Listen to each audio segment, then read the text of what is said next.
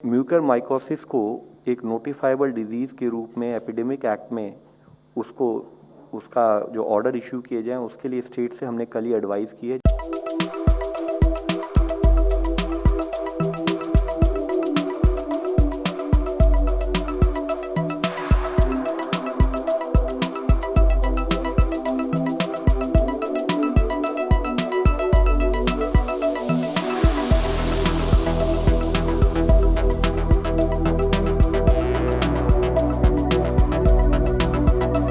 Mucormycosis को एक notifiable disease के रूप में एपिडेमिक एक्ट में उसको उसका जो ऑर्डर इशू किए जाएं उसके लिए स्टेट से हमने कल ही एडवाइस की है। जैसे कि इससे पहले भी कुछ मीडिया फ्रेंड्स ने हमारे से पूछा था उस बारे में, तो उसके थ्रू हमने कहा है कि जिस भी हॉस्पिटल में अगर कोई म्यूकरमाइकोसिस का केस आए तो पहला इशू है उसमें तो नोटिफाई किया जाए, उसको हेल्थ फैसिलिटीज़ को, गवर्नमेंट की पब्लिक हेल्थ नेटवर्क को बताया जाए ताकि हम उसको कंसोलिडेट कर सकें।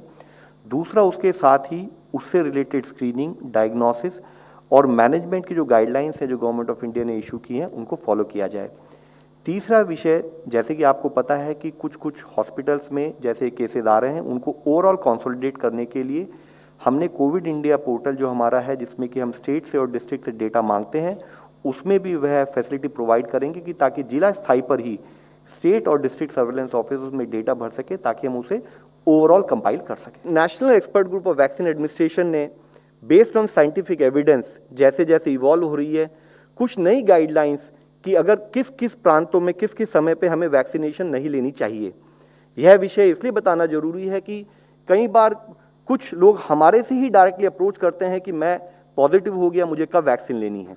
तो इसको साइंटिफिक दृष्टि से बेस्ड ऑन एग्जिस्टिंग एविडेंस इसको एनालाइज किया गया, तो जिसमें कुछ मुख्य विषय हम आपके द्वारा सबको बताना चाहेंगे। मुख्यतः जिसमें यह है कि अगर आप कोविड पॉजिटिव से इलनेस आपकी हुई और आप रिकवर हो गए तो आपको 3 महीने तक रिकवरी के बाद वैक्सीन आप डेफर कर सकते हैं। इसी के साथ ही अगर आपको मोनोक्लोनल एंटीबॉडीज या कॉन्वलेसेंट प्लाज्मा थेरेपी के थ्रू कभी ट्रीट किया गया हो तो भी आप date of discharge from hospital से 3 महीने तक आप वैक्सीन लेने की जरूरत नहीं है। साथ ही अगर आपको फर्स्ट डोज ऑफ वैक्सीन लगी हो लेकिन उसके बाद सेकेंड डोज लगने से पहले आप इन्फेक्ट हो गए हों तो भी आप क्लिनिकल रिकवरी के 3 महीने तक आपको वैक्सीन लेने की सेकेंड डोज की जरूरत नहीं है। इसी के साथ ही अगर आप किसी भी जनरल इलनेस के कारण हॉस्पिटल में या आईसीयू में रहे हैं तो भी आप वहां से रिकवरी होने के बाद 4 से 8 हफ्ते रुक सकते हैं वैक्सीन लेने के लिए। इसी के साथ ही यह भी बताया गया है कि या तो आपने वैक्सीन ली हो या आरटीपीसीआर नेगेटिव हुए पॉजिटिव होने के बाद, उसके बाद आप उसके 14 दिनों के बाद आप चाहें तो ब्लड डोनेशन कर सकते हैं। वैक्सीन जो है वह लैक्टेटिंग वीमेन के लिए सेफ है।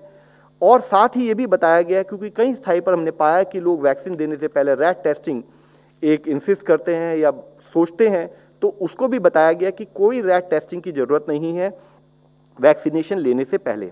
एक आदमी अगर फिजिकल डिस्टेंसिंग को कोई फॉलो नहीं करता तो स्टडीज ने पाया है कि 1 महीने में वह करीब 406 लोगों को इन्फेक्ट कर सकता है। अगर वह अपना फिजिकल डिस्टेंसिंग 75% ही कम कर दे तो यह पाया गया उस स्टडी में कि 30वें दिन में वह 2.5 लोगों को ही इन्फेक्ट कर सकता है। यानी कि यह हम आपसे रिक्वेस्ट करना चाहते हैं कि physical distancing is the most important social vaccine in terms of management, in terms of critical intervention की कहाँ एक आदमी 2.5 लोगों की बजाय 406 लोगों को इन्फेक्ट करेगा, टू दैट एक्सटेंट इन्फेक्शन फैलेगा, केस की सीरियसनेस बढ़ती है और टू दैट एक्सटेंट हमारी केस फैटेलिटी रेट भी बढ़ जाता है। इसी के साथ ही coupled with this activity is the use of mask. जैसे कि और स्टडीज में इससे पहले पाया गया है कि अगर 6 फीट की दूरी भी रखें लेकिन इन्फेक्टेड पर्सन और नॉन इन्फेक्टेड पर्सन दोनों ही मास्क ना पहने तो 90% रिस्क है कि वह ट्रांसमिट करेगा, इन्फेक्शन फैलेगा। लेकिन अगर 6 फीट की दूरी रखते हुए 2 लोग बोथ कोविड पॉजिटिव और कोविड नेगेटिव पर्सन वह अगर मास्क पहने तो इन्फेक्शन का रिस्क नेग्लिजिबल हो जाता है। हम आपके द्वारा फिर से रिक्वेस्ट करना चाहेंगे, फिर से विनती करना चाहेंगे कि हमारे बहुत सारे मेजर्स में ये एक बहुत क्रिटिकल एलिमेंट है कि जिसके द्वारा हम इन्फेक्शन के स्प्रेड को रोक सकते हैं। जरूरी है कि हम मीडिया द्वारा ही, हमारे मीडिया के जो फ्रेंड्स हैं उनके द्वारा ही किसी की भी एक स्टडी को आपके सामने रखें जिसमें उन्होंने 2000 लोगों को 25 सिटीज़ में जब ऑब्जर्व किया तो उन्होंने पाया कि जब हम इन्फेक्शन प्रिवेंशन के लिए मास्क की बात भी करते हैं तो उस स्टडी में उन्होंने देख के नोट किया और हाईलाइट किया कि आज भी देश के 50% लोग मास्क नहीं पहन रहे हैं। जो पहनते हैं, यानी कि जो 50% लोग मास्क पहनते हैं, उसमें से 64% लोग माउथ को कवर करते हैं लेकिन नोज को नहीं कवर करते। कुछ लोग उसको चिन पर लगा कर रखते हैं, कुछ लोग मास्क को गले पर लटका कर रखते हैं। केवल 14% उस 50%, यानी कि करीब केवल 7% लोग ही देश में जिन्होंने प्रोसेस तो शुरू किया लेकिन वो उसको तरीके से कर रहे हैं। आज जरूरी है हम आपके द्वारा फिर से विनती करें कि जो गाइडलाइंस हमारी हैं, इससे पहले हमने कई बार कहा है, इन्फेक्शियस डिजीज मैनेजमेंट का सबसे बड़ा प्रॉब्लम क्या है? आप 90% एफर्ट कीजिए, आप 10% एफर्ट मत कीजिए, आपका आउटपुट जीरो है। आप 99% एफर्ट कीजिए, आप एक पेशेंट को छोड़ दीजिए जो प्रिकॉशन ना ले, तो वह सिंगल केस फिर से पूरे एरिया में इंफेक्शन फैला सकता है। तो जरूरी है कि हम गाइडलाइंस को फॉलो करें। बीमारी हमें समझ में आती है, बीमारी की गाइडलाइंस हमें समझ में आती है। आज चैलेंज है कि हम बिना थके, बिना हारे उस इंप्लीमेंटेशन पर अपना फोकस बनाए रखें।